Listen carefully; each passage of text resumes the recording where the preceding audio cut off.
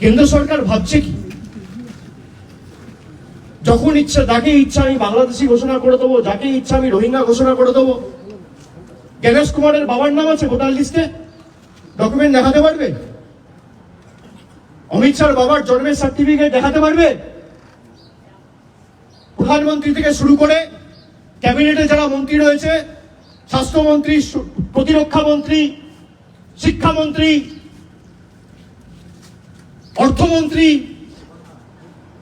রেলমন্ত্রী, তার বাবার ঠাকুরদার জন্মের সার্টিফিকেট দেখাতে পারবে? যারা ইলেকশন কমিশনে কাজ করেন দেখাতে পারবেন?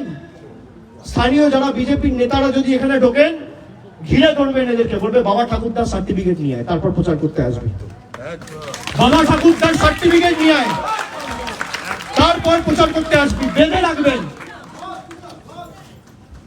বেঁধে রাখবেন, গাছে পোস্টে বেঁধে রাখবেন, হাত তুলবেন না। আমরা শান্তিতে বিশ্বাস করি। বলবেন সার্টিফিকেট নিয়ে আয়, তারপর তো তৈরি খুলবো।